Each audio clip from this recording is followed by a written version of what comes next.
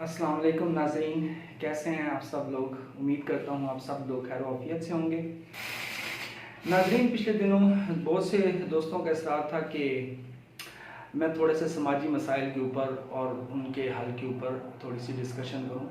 तो हमारे माशरे में विरासत की तकसीम भी एक बहुत बड़ा मसला है, क्योंकि हमारे इस माशरे के अंदर बदकिस्मती समझ लें इसको कि विरासत ठीक तरह से तकसीम नहीं की जाती।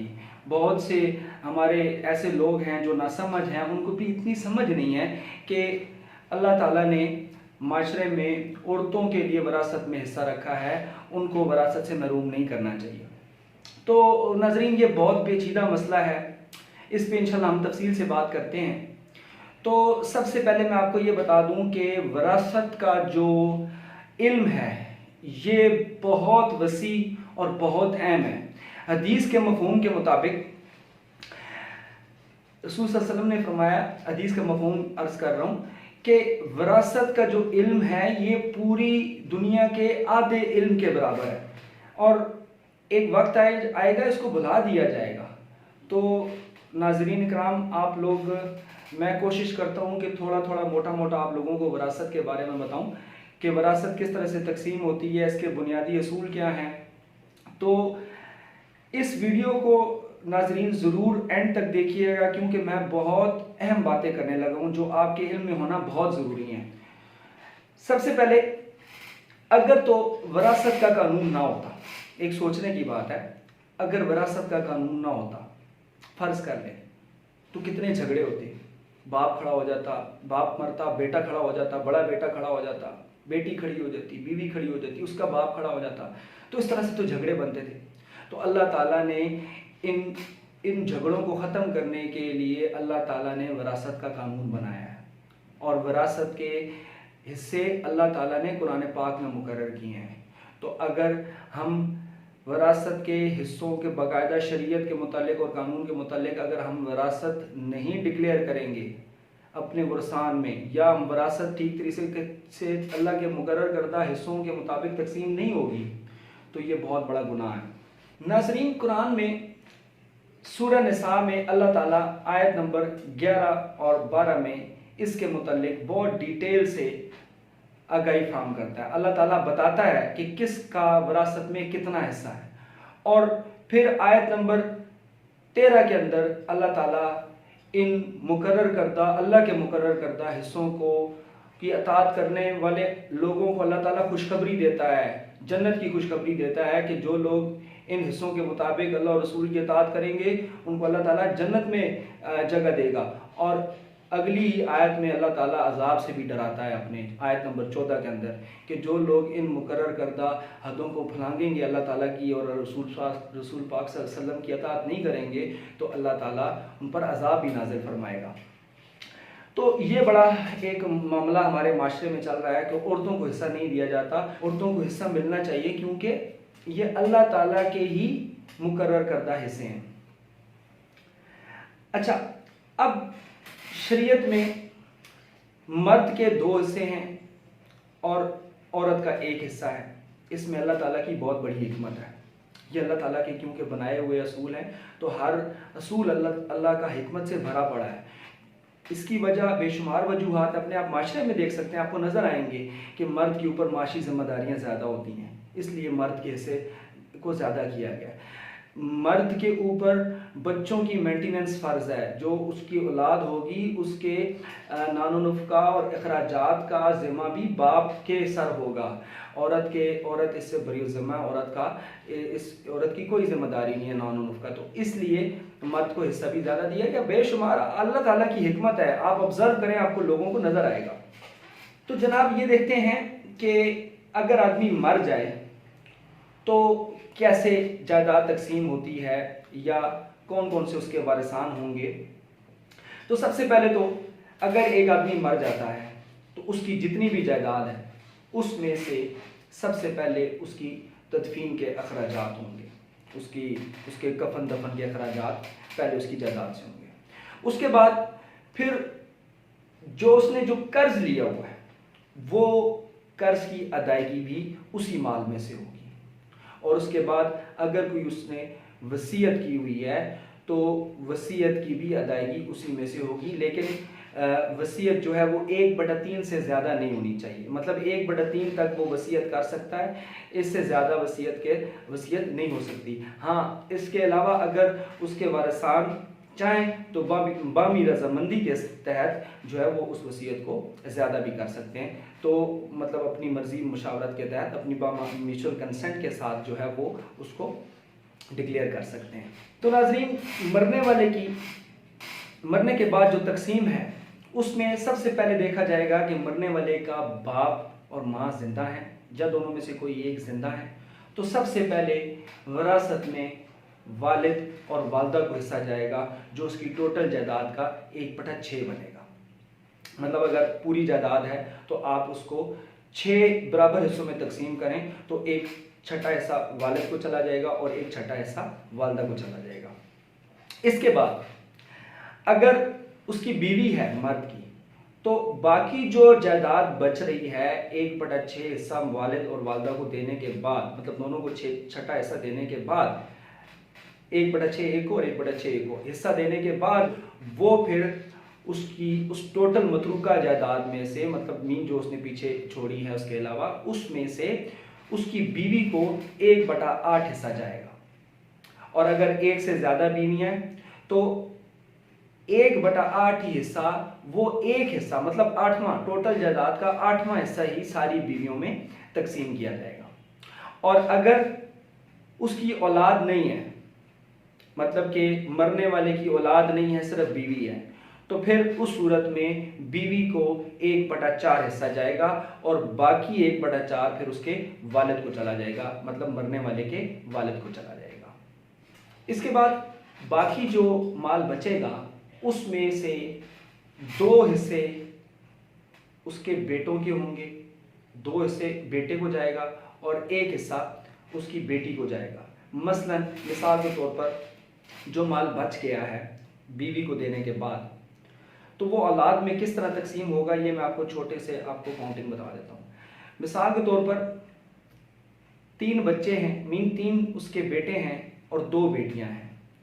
तो बेटी का 1 हिस्सा है और बेटों के 2 हिस्से हैं। मतलब कि अगर बेटी 1 है, बेटी 2 हैं, 2 बेटियां हैं, तो 2 हिस्से ये हो जाएंगे, और 3 बेटे हैं तो ये तीनों के 2 हिस्से करके ये टोटल 6 हिस्से बेटों के हो जाएंगे। मतलब कि 2 हिस्से एक बेटे में आएंगे तो 2 2 और 2 6 हिस्से बेटों के हो जाएंगे, और 2 लड़कियां हैं तो 1 1 हिस्सा उनका हो जाएगा। तो ये 6 और 2 8 हिस्से हो जाएंगे टोटल इस जायदाद के। अब हर बेटे को 2/8 हिस्सा मिलेगा, जबकि बेटी को 1/8 मिलेगा। और अगर बेटी सिर्फ एक ही बेटी है, मतलब कि मरने वाले की औलाद में औलादे नरीना नहीं है, सिर्फ एक बेटी है, तो फिर उसकी उस जायदाद का, मतरूका जायदाद का, जो मतरूका मीन जो बीवी को देने के बाद बच रही है, वो जायदाद, उस जायदाद का आधा हिस्सा उस बेटी को चला जाएगा और बाकी आधा हिस्सा मरने वाले के बाप को चला जाएगा। और इसी तरह से अगर एक से ज़्यादा बेटियां, 2 बेटियां, 3 बेटियां, तो उस सूरत में फिर मरने वाले की बकाया जायदाद का 2/3 हिस्सा, 2/3 हिस्सा तमाम बेटियों में तकसीम होगा और बाकी जो बचेगा 1/3 हिस्सा वो उसके बाप को चला जाएगा। इसी तरह से अगर बीवी फौत हो जाती है तो बीवी अगर मालदार है, बीवी की जायदाद है, तो बीवी की जायदाद में से शोहर का 1/4 हिस्सा होगा। और अगर बीवी की औलाद नहीं है उस औरत की, तो फिर शोहर का 1/2 हिस्सा होगा।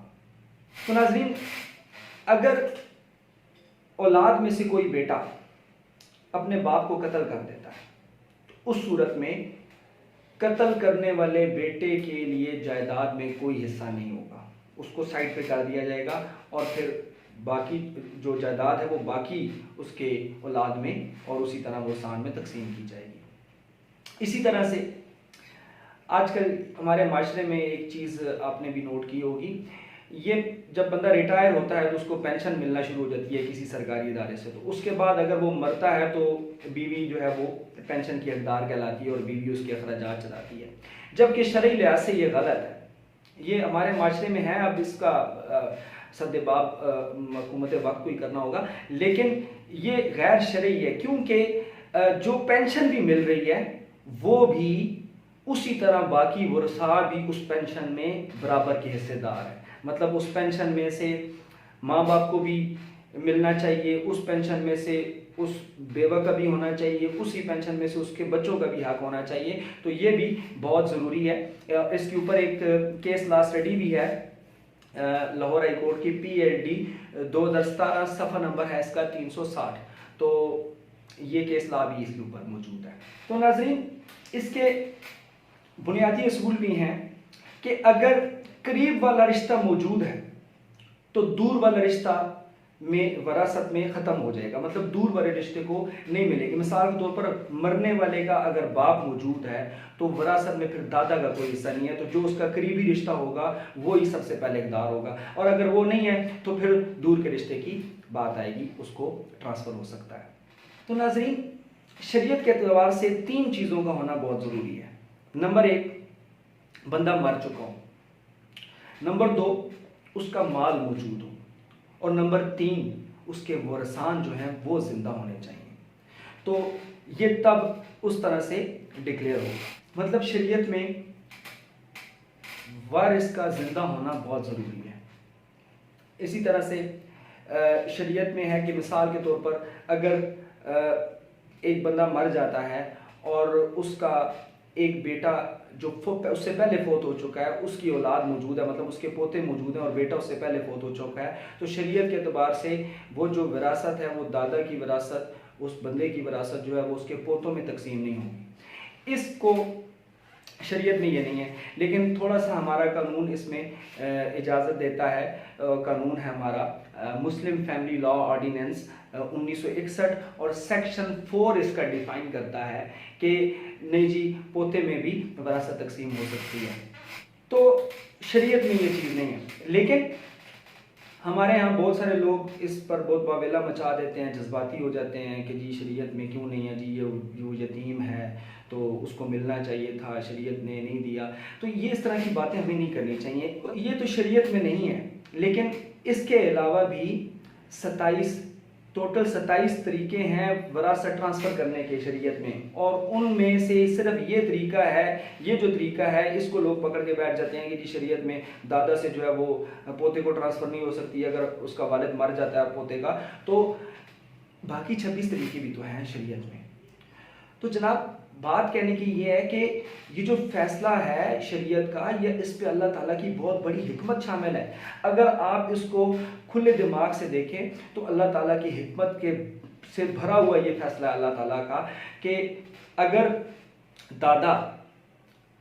दादा को पता है कि इसका जो इसके ये यतीम पोते हैं, बाकी औलाद उसकी है दादा की, वो खाते पीते हैं सारे, लेकिन ये यतीम है, तो ज़ाहिरी बात है उसका खूनी रिश्ता है दादा का पोतों से। दादा के दिल में ज़रूर ख्याल आएगा कि इसके यतीम पोते हैं, तो बाकी उसके बेटे जो मौजूद हैं वो खाते पीते हैं, तो इसलिए जो है ये इनको गिफ्ट कर दे। उनको हो सकता है वो बाकी औलाद की निस्बत उन पोतों को ज़्यादा दे दे, ये समझ कर के ये इनका बाप नहीं है, ये यतीम है, या वसीयत कर देता है। वसीयत भी 1/3 हो सकती है पूरी जायदाद का। तो ये अल्लाह ताला की हिकमत से भरा हुआ फ़ैसला है कि शरीयत में दादा जो है वो अपने पोते को ट्रांसफ़र नहीं कर सकता अगर उन पोतों का बाप दादा से पहले मर चुका है। तो लेकिन ये अल्लाह ताला का बहुत बड़ा फजीलत वाला और हिकमत वाला फ़ैसला है, जैसे मैंने अभी आपको डिफ़ाइन किया है। तो जनाब, उम्मीद है कि आपको आज की बातें समझ आई होंगी। कुछ हद तक मैंने बताने की कोशिश की है, लेकिन ये बहुत वसी इल्म है, ये थोड़ी सी डिस्कशन में ये वाज़ा नहीं हो सकता। तो ये बहुत ज़्यादा वसी इल्म है। तो मैंने कुछ मोटी मोटी बातें आप लोगों को बताने की, सिखाने की कोशिश की हैं। तो उम्मीद करता हूँ आप लोग भी इसको अपनी ज़िंदगी में इम्प्लीमेंट करने की कोशिश करेंगे और लोगों को भी बताएंगे आगे, ताकि जो हमारे एक माशरे में ये जो औरतों को हिस्सा नहीं देते, ये बहुत बड़ी लानत है हमारे माशरे पर। तो अल्लाह ताला इससे बचाए हमें। तो आप लोगों से यही उम्मीद करता हूँ कि आप लोग इसको अपनी ज़िंदगी में इम्प्लीमेंट करेंगे और आगे लोगों तक भी पहुँचाएँगे। तो जनाब, अगर आपको हमारा आज की डिस्कशन जो है, हमारी आज की डिस्कशन विरासत के बारे में अगर आपको पसंद आई है तो मेरे चैनल ज़रूर सब्सक्राइब करें और शेयर करें, इसका बेल बटन भी पुश करें ताकि मेरी हर आने वाली वीडियो आपको नोटिफिकेशन के थ्रू मिलती रहे। इंशाल्लाह अगले टॉपिक पर दोबारा आपकी खिदमत में हाजिर होंगे। तब तक के लिए अल्लाह हाफ़िज़।